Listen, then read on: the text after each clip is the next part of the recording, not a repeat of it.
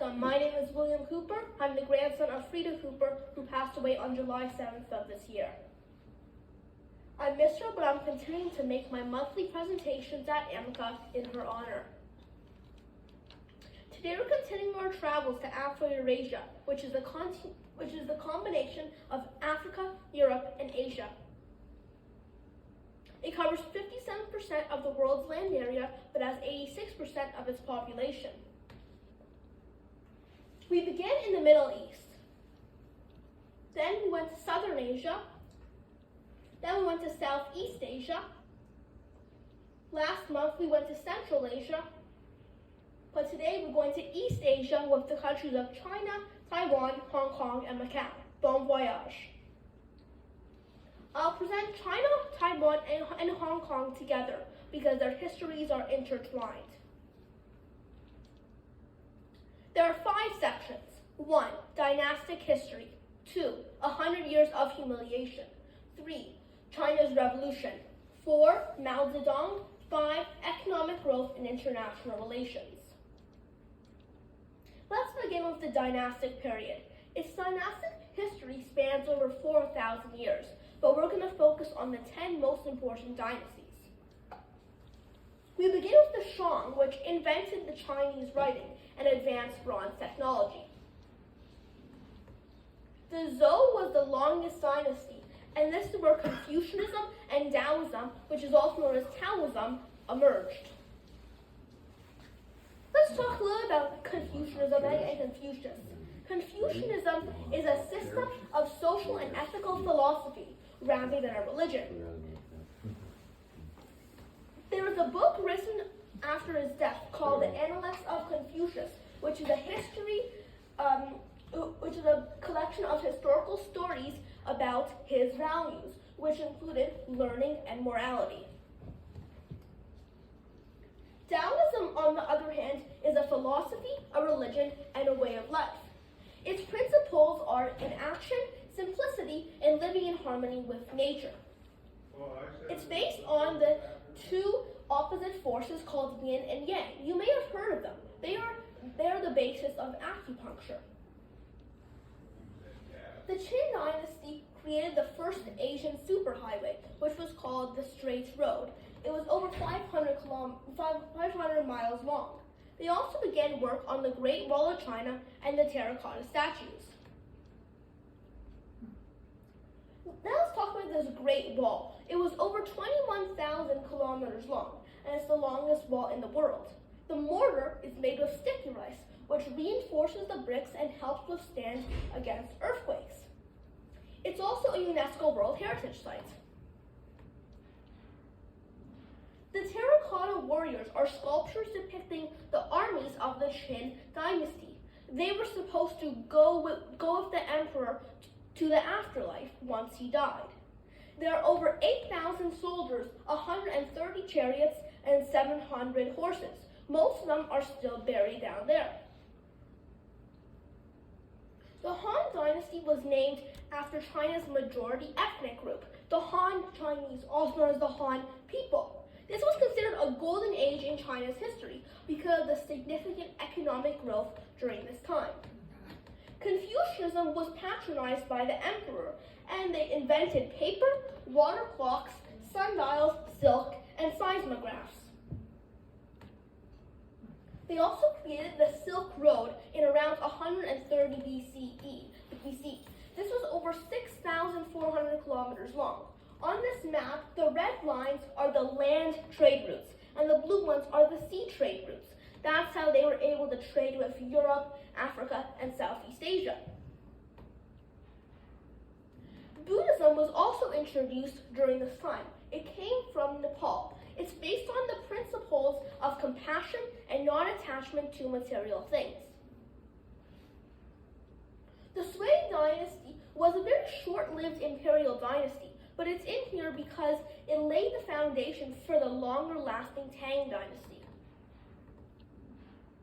But they also created the Grand Canal, which is the longest canal or artificial river in the world, measuring 1,776 kilometers. It's a UNESCO World Heritage Site. The Tang Dynasty was where the Golden Age continued, and they were able to exert their influence to Central Asia, Korea, and Japan. But we're going to talk more about Korea and Japan later. The Song Dynasty flourished with the spread of education, the welfare system, and Neo-Confucianism. Massive cities with more than 1 million people emerged. The Yuan dynasty was the only Chinese dynasty that was actually not Chinese. It was founded by Kublai Khan, who is the grandson of Genghis Khan, and they conquered the Song dynasty. This unified China and brought Mongolia, Siberia, and parts of the Middle East and Europe into the Chinese Empire. But it eventually collapsed, and the Ming dynasty, a real Chinese one, followed it. The population of the empire during this time doubled, and they built the Forbidden City, which was the home of the government. It's called forbidden because normal citizens were not allowed in there, only high-ranking government officials. Let's talk a little bit more about this. So the imperial palace specifically was the home of the emperors, and the Forbidden City was the center of government for over 500 years. It has an extensive collection of artwork and artifacts, and it gets almost 20 million visitors a year because of this. The Qing dynasty is the most well-known dynasty. Many of you might have even heard of it. It was the last one, and it ended in 1911. It was actually founded by the Manchus, who lived in Manchuria, which is basically northeastern China. And they were able to expand China to its largest size ever in history. But sadly, there was a lot of famine and poverty. Part 2, 100 Years of Humiliation. This was a period of intervention and subjugation of the Qing dynasty and the Republic of China by Western powers and Japan from 1839 to the 1940s. Britain gained Hong Kong during this time. I began with this because during the 100 years of humiliation, China lost a lot of land. This was because of drugs. So Great Britain flooded China with opium, causing an addiction crisis. And in 1799, the noble emperor that he was, he banned the drug, and a military confrontation began.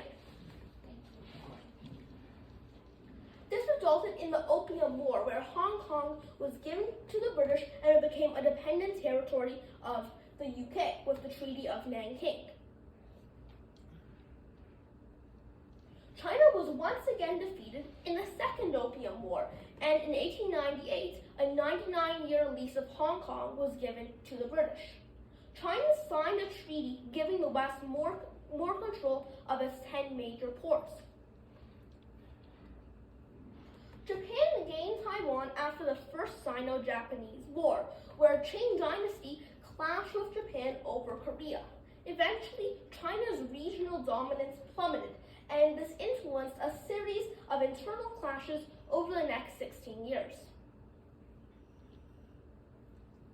This war ended with a treaty where China had to respect the independence of Korea of a supposed hands-off policy, and China ceded Taiwan. But let's have a little bit of some background knowledge. China gained Taiwan from the Dutch. It used to be called Formosa, and the Dutch were there because they used it as a trading post.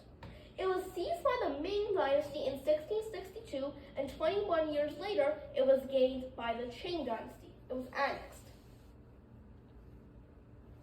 Section 3, the Chinese Revolution. This was the end of 4,000 years of imperial rule in China. So in 1911, I said that the Qing dynasty ended. So in 1912, the Republic of China began with this beautiful flag. This was because the Xinhai Revolution, which culminated in the Wuchang Uprising. 15 provinces declared independence, and they were led by the Western-led revolutionary Sun Yat-sen. This flag actually represents China's main ethnic groups. So for example, the red one represents the Han people. How were China and Japan involved in World War I? Well, Japan was focused on taking German land in the Far East, and China joined, hoping that they would regain the land that Japan and Germany had taken from them. The May the 4th movement on May 4th of 1919, not Star Wars, but a protest, was when students gathered in front of Tiananmen Square protesting the known decision that Japan would get even more land in China and that China would not get it back. Demonstrations sparked nationwide protests, and this influenced the China nationalist movement, which is an important thing for later on. So the Treaty of Versailles, that many people hated, allowed Japan to get many parts of China that were previously held by Germany. And China therefore refused to sign it. So they needed another treaty 2 years later that gave them the territory back. So I said that the nationalist movement got even more popular. So therefore, in 1921, the Communist Party of China was founded. It was rooted in the May the 4th movement. Eventually, China had a civil war because during this time, the main party was the Kuomintang, also known as the KMT. But the Communist Party of China wanted power, so they fought to be the main leading party in China. But 4 years later, Japan was taking land from Manchuria, which I've said is northeastern China. And by 1937, once Japan controlled very large areas in the region, war crimes against the Chinese became very common.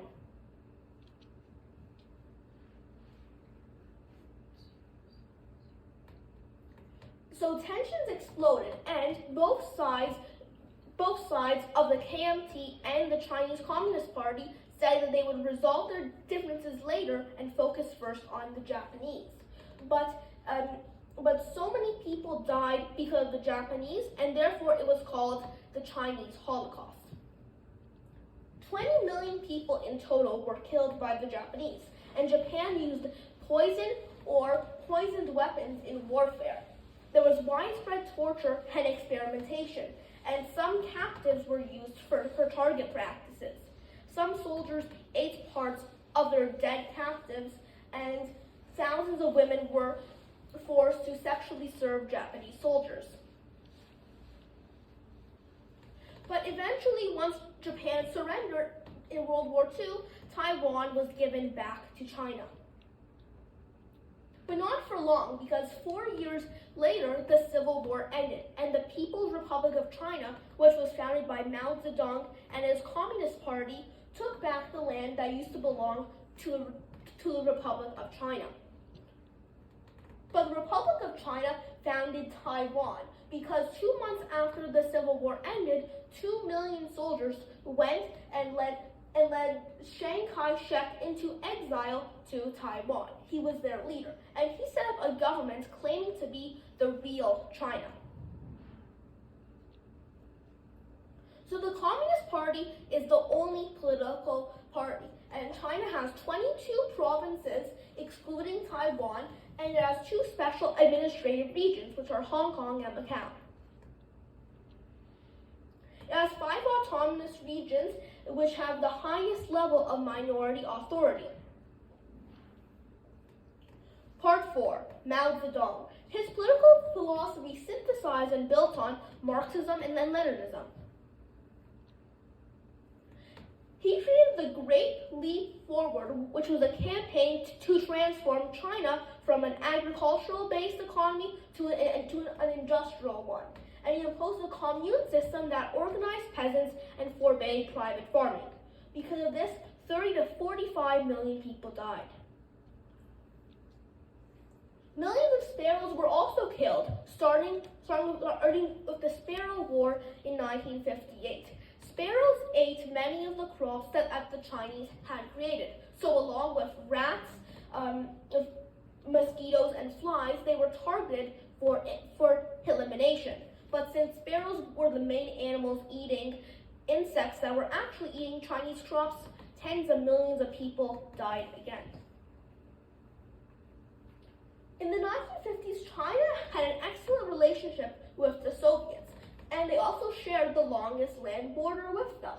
Mao and Stalin were great friends, and they had signed the Treaty of Friendship, Alliance, and Mutual Assistance, where China got a loan for $300 million, military aid if Japan attacked them, and the transfer of the China Eastern Railway in Manchuria. In return, they had to recognize the independence of Mongolia, which, although it was independent, it was a Soviet puppet state. By 1962, they had a major falling out with the Soviets because Khrushchev did not go to war against America during the Cuban Missile Crisis. Mao famously said that Khrushchev had moved from adventurism to submission. But what good did Mao Zedong do for China? Well, we all know him as one of the most influential figures of the 20th century, and he actually transformed China into a leading world power. He was able to advance literacy, women's rights, healthcare, education, and improve the life expectancy. But he also started the Chinese Cultural Revolution of 1966, where he erased capitalist and traditional Chinese influences, and he introduced something called Maoism. So schools were closed, and the youth was directed to take the lead in change, resulting in gangs known as the Red Guard attacking and killing undesirable citizens, which were wealthy Chinese and university professors. This led to 20 million more people dying. Nixon was the first American president to ever visit China, and he had a meeting with Mao where they discussed trade and a U.S. troop removal from Taiwan. There were two very important deaths in the span of just a little over a year. On April 5th of 1975, Chiang Kai-shek, who was the leader of the Republic of China, today known as Taiwan, died after 26 years of trying to get back mainland China. But just over a year later, Mao Zedong also died on September 9, 1976. Part 5. Economic growth and international relationships. Beginning in 1978 and running through 2007, China's economy grew by 10% annually, and the GDP per capita income increased tenfold. But who was the leader in this change? Well, it was Deng Xiaoping, who was the leader after Mao. He led China through a series of far-reaching economic reforms, and he's often called the architect of modern China. Let's watch this video about him.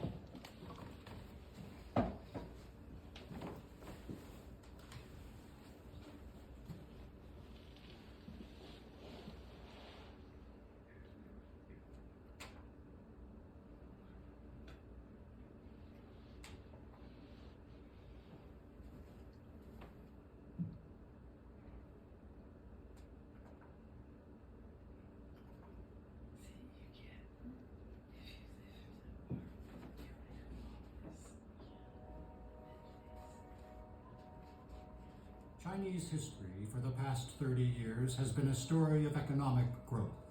There's never really been an economic revolution quite like China's. The most populous country in the world, also enjoying the most rapid economic growth in history. An industrial revolution is far more rapid than in Britain or America, for example. We've never seen so many people come out of poverty so quickly. We've never seen so many people go from the rural countryside into the cities so quickly. What it took Europe 150 years to do in the Industrial Revolution, China has done in 30 years.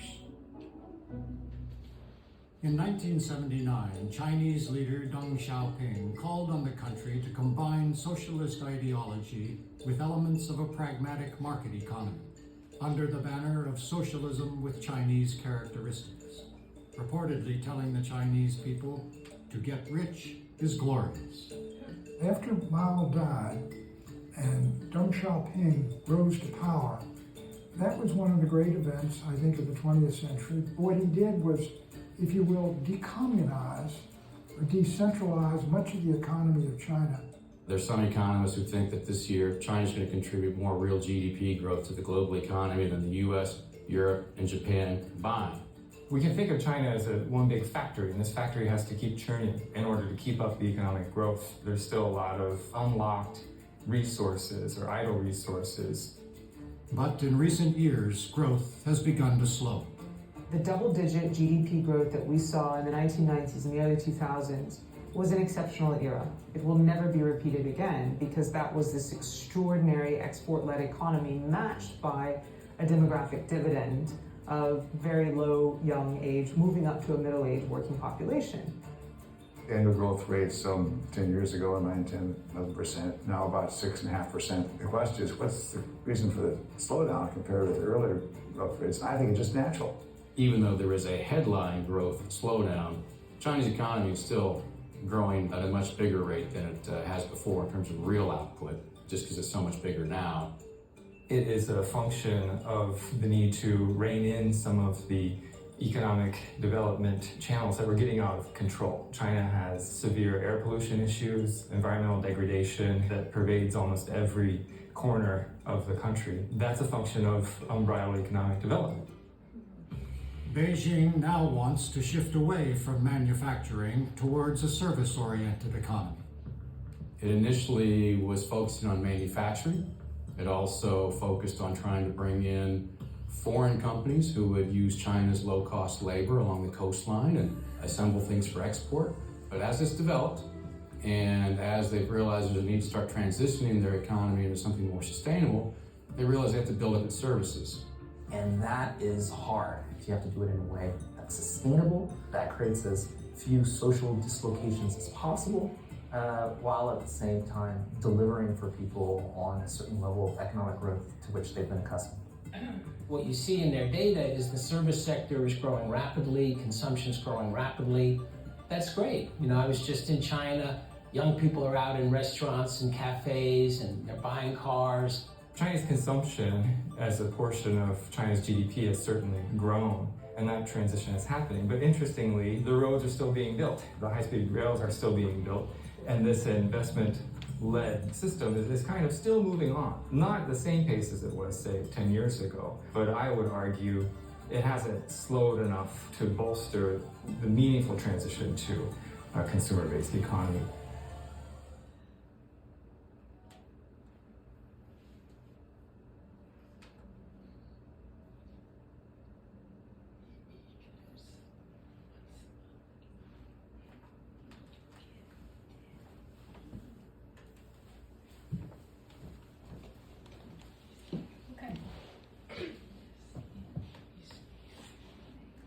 So Deng Xiaoping wanted China to be more like the 4 Asian tigers, which were very advanced economies. At that time, we only had Hong Kong, Singapore, South Korea, and Taiwan. But today, we also have Japan.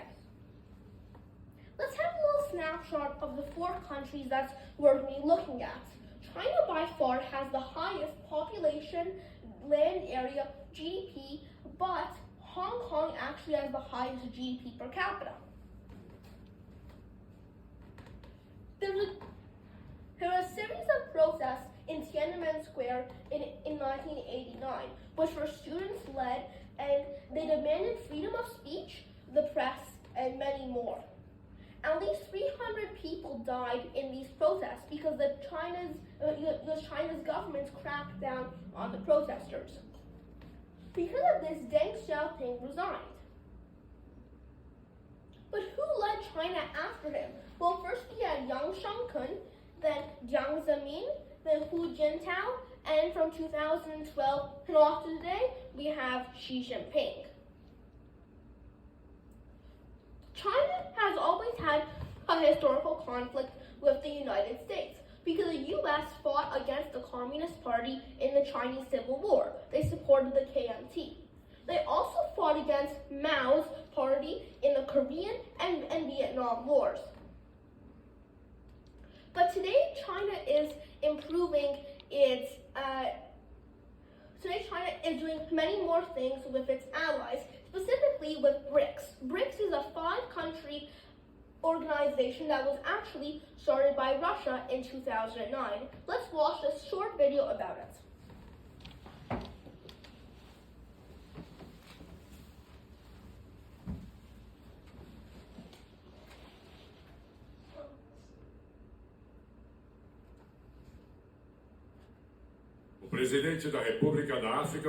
The group of emerging economies known as BRICS makes up more than 40% of the world's population and a quarter of the global economy. And more countries want to join the club, which aims to challenge a world order seen to be dominated by the US and its Western allies. But what exactly is BRICS? Who wants in? And why? Underscoring the growth potential of Brazil, Russia, India, and China, a chief economist at Goldman Sachs came up with the BRIC acronym in 2001. The group was founded as an informal club in 2009. Its creation initiated by Russia. South Africa joined the following year. It's the smallest member in terms of economic clout and population. BRICS is not a formal multilateral organization like the UN or World Bank. Its leaders usually get together annually, with each nation rotating through a one-year chairmanship of the group. The bloc operates by consensus. Apart from geopolitics, the group's focus includes economic cooperation and increasing multilateral trade and development. And that's attracting others. This year's chair, South Africa, says over 40 countries have expressed interest in joining. Iran has said it hopes the club will pin down the new membership process as soon as possible. Oil heavyweight Saudi Arabia has the backing of Russia and Brazil, and Argentina says it has China's support. One of Africa's fastest growing economies, Ethiopia, says it's asked to join. Bolivia appears interested too. In July, the country turned to the Chinese yuan, saying it wanted to curb dependence on the US dollar for foreign trade. That move aligns with BRICS' stated aim. The same month, Algeria said it applied for membership and to become a shareholder in the so-called BRICS Bank, or New Development Bank. Still, current members are divided over expansion. China wants the group to get bigger as it tussles with the US over trade and geopolitics.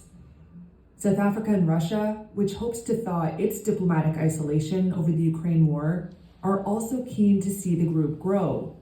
But Brazil is more skeptical, and India is undecided. O presidente da República da África do Sul.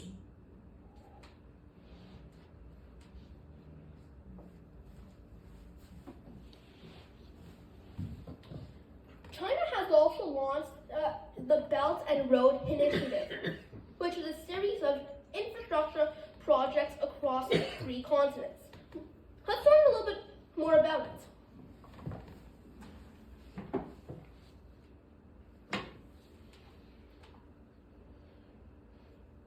Let's talk about China's Belt and Road Initiative.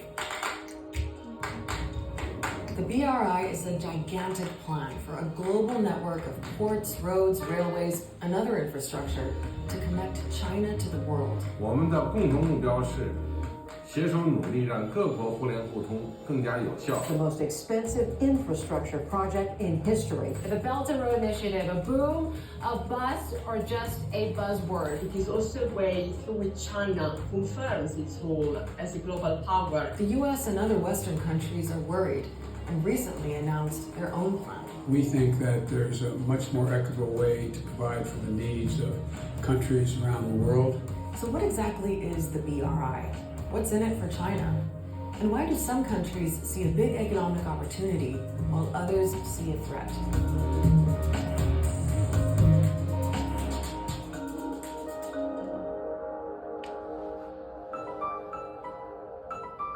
Think of the BRI as both a massive trade network and a political vision.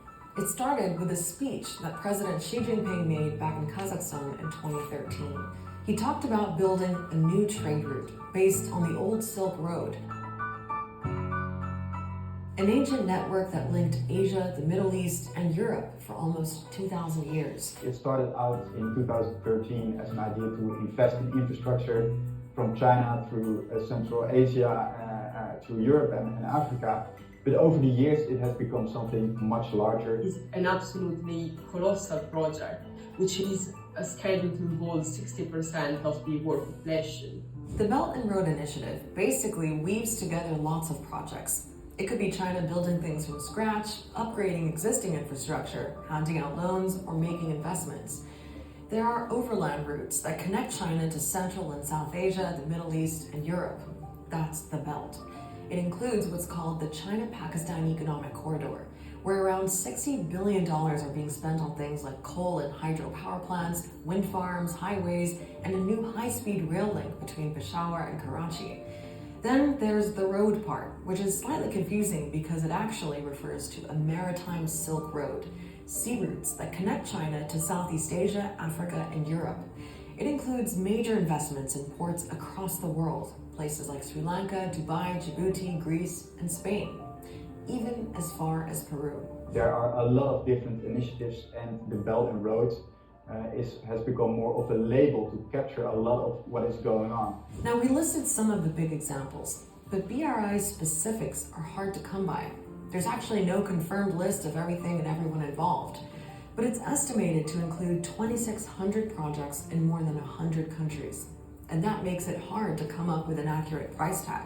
It is predicted that China's overall expenses over the duration of the initiative could reach $1.2 to $1.3 trillion by 2027. So what's the end game here? Well, for China, the BRI is obviously about trade. China imports a tremendous amount of raw materials, and they export a tremendous amount of value-added goods. In order to do that, they need access to these various resource countries and also markets. But all this global interconnectedness and the huge amount of money involved means the Belt and Road Initiative is also political. So what China's trying to do partly is to create a sort of web of interdependence. So it's telling other countries, look, you lack roads, you lack bridges, you lack railways, you lack power stations, a power grid. What we can do is come in, lend lots of money, and our companies can come in and build this for you, okay? But once countries become economically dependent on China, clearly there's then a geopolitical impact too. By building all this stuff, China is also exporting its version of economic development. Now, the way the West has usually done it is to provide economic support, but with conditions attached, like certain democratic reforms. China's style is different. They're not like the IMF or the World Bank, where they come in, assess the country, and say, look, this is what you need to do, A, B, C, D, then we'll give you the money. China comes in and said, look, we'd like to support an infrastructure program that makes sense. What infrastructure needs do you have? The World Bank reckons that China's BRI projects could lift more than 7 million people out of extreme poverty, and that transport projects could boost global trade by up to 6.2%. And of course, there are lots of countries eager to take China's money. Djibouti is one example. Its BRI projects include a major port, a new railway line to the Ethiopian capital, and a gas pipeline. China's put up around $14 billion in investments and loans for Djibouti between 2012 and 2020. But there are risks, like corruption, especially because there's so much secrecy surrounding most of these BRI deals. Unfortunately, a lot of these countries, it becomes a political situation where people are putting projects where it best suits them politically. Surprise, surprise, if you look down the list of projects and who is in power, you'll find that almost always there's a connection. So it's politicians making these deals. And there are plenty of examples of ordinary people losing out.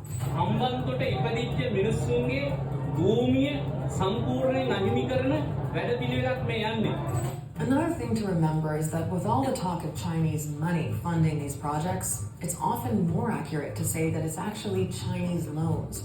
And that creates another risk, that some countries could be taking on too much debt. Remember Djibouti? It's facing what the World Bank calls debt distress. Its debt to China amounts to 70% of its GDP. And look at Sri Lanka. Former President Mahinda Rajapaksa borrowed billions to develop a massive new port. When Sri Lanka struggled to pay back the money, it ended up with a new deal that gave China control of the port for 99 years. That led to accusations that the loans compromised Sri Lanka's sovereignty, which China denies. China's dominance here in Sri Lanka cannot be ignored. This, its latest project, Sri Lanka's largest single foreign direct investment. And now, China is back again, offering Sri Lanka more million-dollar loans. But it's this kind of thing that's led to some people calling the Belt and Road Initiative a debt trap for vulnerable countries. Others disagree. It is quite extreme to portray this as a trap. China is successful in appealing to willing counterparts. And it seems this success has got Western powers, especially the United States, paying more attention. At the recent G7 summit, they set out their own plan, complete with its own snazzy abbreviation B3W, which stands for Build Back Better World. They're emphasizing things like transparency, good governance, the environment, and bringing in the private sector to help fund it all. But B3W is thin on details. There's no budget and no timetable. I can't see anything that they've identified in this program which isn't already being done by the World Bank and the IMF and the ADB and the other investment banks that are out there. The main focus of this is posed on values. However, practically, when talking about funds and like actual capability of building infrastructures, that's a whole other story.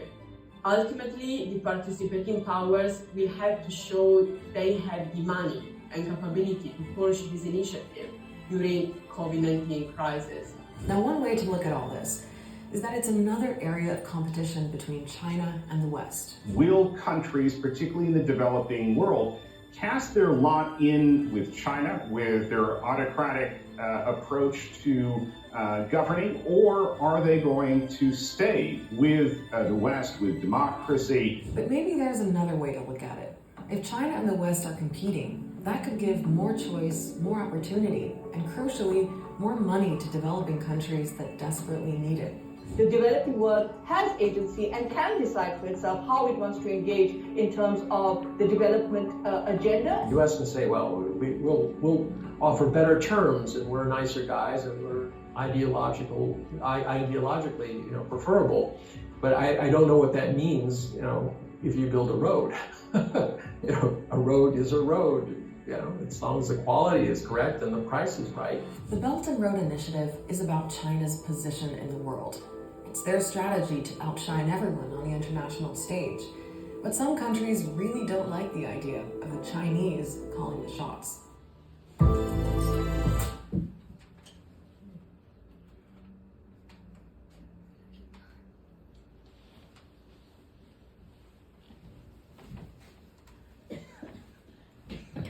So speaking of China brokering deals, they've actually been able to create a deal between Iran and Saudi Arabia.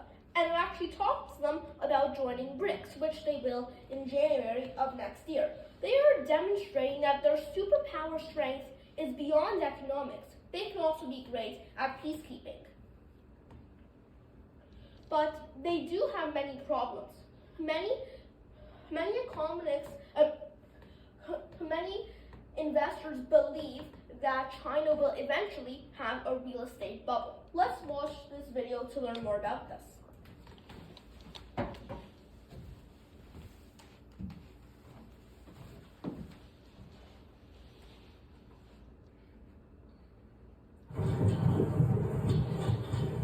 High-rise apartments stretch into the sky. Traffic lights flash with no traffic in sight. The neon lights are on, but nobody's home. These are China's ghost cities, sprawling, empty spaces, just waiting for one thing: people. All of them were bizarre. All of them were surreal. There's no other way to describe just a city meant for thousands of people that's just completely empty. The few people that live here often wonder if they'll ever get neighbours. Samuel Stevenson Yang is a photographer working to document this modern Chinese phenomenon. I think the mission started because it was just hard for people to believe exactly how much empty property was all over the country. And we had to just go in person to take photos so that we could show people just the sheer scale of the building that was going on. As China's mass construction phase continues, bigger and more elaborate but empty cities are popping up. It's difficult to say just how many properties lay empty across China, but some guess it could be as high as 64 million. I was essentially able to walk through this, Manhattan-sized, new city, before it was, completely built. So you see the thickets of, skyscrapers. I mean, we're talking really, really, super tall skyscrapers, everywhere. And I was just able to kind of just walk through this area, and it was like, I mean, it's something that's kind of like a nightmare, kind of dystopian movie of the future. And you just wake up and all the people are gone, and it's just you and these empty, husk of buildings everywhere. Hello, this is Wade Shepherd, vagabondjourney.com. I'm in Wade Shepherd's been documenting ghost cities since 2006. I mean, how long does anyone think it takes to populate a new city? I mean, this is an experiment that people haven't really done before. He sees the phenomena in a positive light, explaining ghost cities are just going through a stage between construction and inhabitation.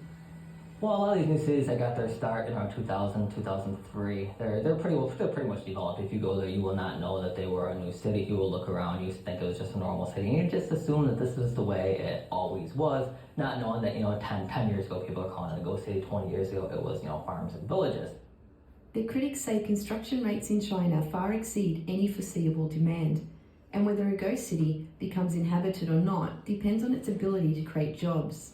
A few years back, 60 Minutes in the United States did a whole program about how this city was a ghost city. And yet within a year of that, it started filling up aggressively. But the reason was the government threw tens of millions of dollars in incentives to Foxconn, which is the Taiwanese company that manufactures iPhones. And so Foxconn agreed to put a factory in this town.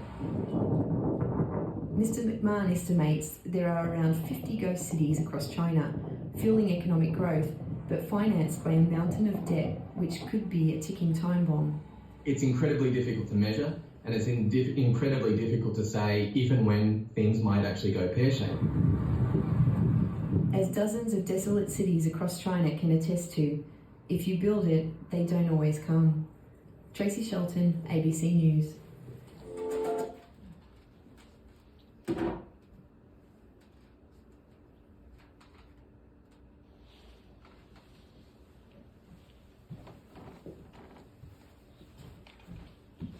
Rob Armstrong asks, please tell us about China in terms of economy, population, geography, and languages. Well, its capital is Beijing, but the largest city is Shanghai.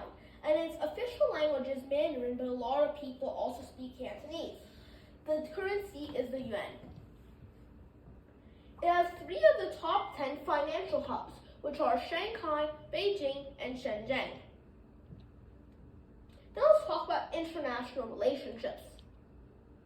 So Afghanistan and China are getting even closer because Afghanistan has over $1 trillion of minerals, and China has the power to extract them. So they're investing hundreds of billions of dollars into the country to get these minerals that include lithium, iron, zinc, and copper, as well as rare earth minerals, which are used in the production of electric cars and cell phones. China and Korea, North and South Korea, are pretty good allies because China and South Korea are actually getting closer now. Before the 90s, South Korea only recognized Taiwan as a country. And we already know that China and North Korea are close because they have fought together in many wars. But before the 90s, China only recognized that the North as a country. So things are getting better. They're also great allies with Russia since they're both communist. Right after the collapse of the Soviet Union, they declared a strategic partnership. And in 2001, they signed a treaty of friendship and cooperation. But many Russians are concerned because Russia and the Soviet Union used to be the major power in Asia. Hong Kong today. It was made more British during its time as a colony. For example, in 1949, double-decker buses were introduced. In 1950, it became a free port. In 1983, its currency was fixed to the US dollar, and in 1984, Britain and China signed the Sino-British Joint Declaration. And in 1990, Hong Kong Basic Law was confirmed. But on July 1st of 1997, it was given back to China.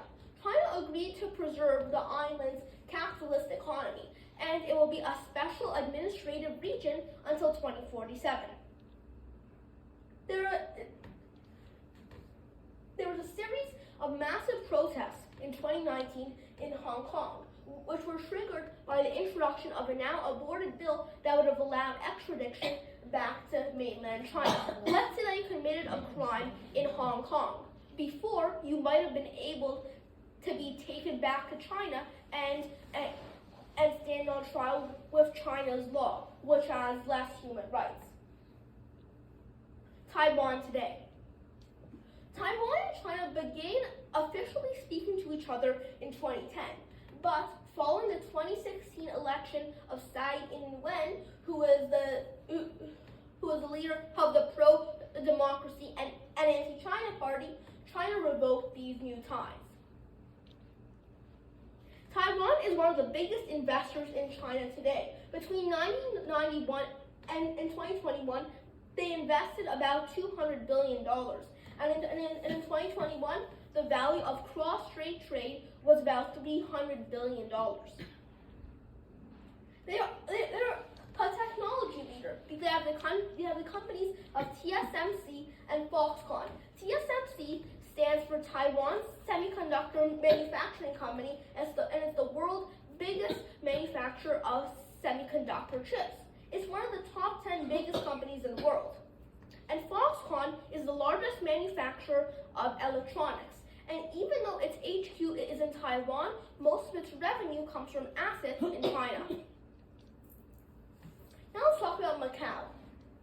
So it used to be a Portuguese colony after the Ming Dynasty leased it as a trading post in 1557. Even though Portugal paid an annual rent to own it, it was still administered by China and remained under Portuguese rule until 1999. Today, it's the most densely populated region in the world, and it's a major resort city as it is 7 times larger than Las Vegas for gambling tourism. And even after all the alcohol and gambling, it still has the 4th highest life expectancy in the world. Rob Armstrong asks, what are the fun facts? Well, in the 1950s, Peking was changed to Beijing because during this time, China established an official Romanized spelling system called Pinyin. So Qi and Qi were replaced with G. The panda bear is China's national animal, and although only 600 pandas live in captivity, the wild population is around 2,000. It also has the Gobi Desert, which is the largest desert in Asia and the 5th largest in the world. It has the Yangtze River, which is considered their lifeblood. It's the 3rd largest river in the world after the Amazon and the Nile. In 1993, the Three Gorges project began, which today is the largest hydroelectric dam. There is also the Hong Kong to Zhuhai Macau Bridge, which is the largest sea crossing bridge at over 55 kilometers. They also use the lunar calendar, which is based on the cycles of the moon. They have the Chinese zodiac, which is based on 12 animal signs. So for example, this year was the year of the hare, and next year, 2024, is my year, the year of the dragon. The Chinese New Year is their biggest holiday of the year. Here are 2 ways to say wishing you a prosperous new year. In Mandarin, it is Gong Xi Fat Zai, and in Cantonese, it is Gong Hei Fat Choi. What should you not do on this special date? You should not use scissors or brooms because this is bad luck for the years to come. Do not wash or cut your hair because you're washing and cutting away the good luck. Don't do laundry because you're washing away good luck and wealth. And don't give clocks or watches or shoes because this means that time is running out.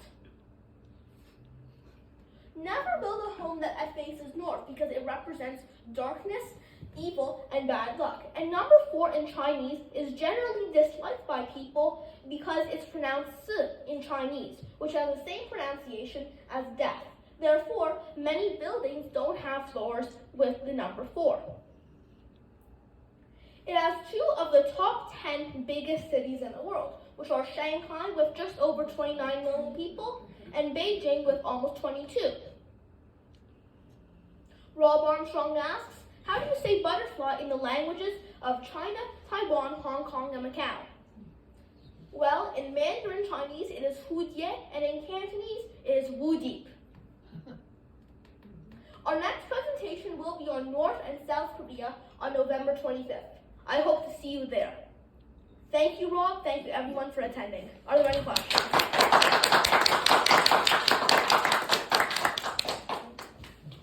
What's going to happen with these Spratly Islands in the South China Sea? Yes, so China's trying to take over a lot of those islands for military and for fishing.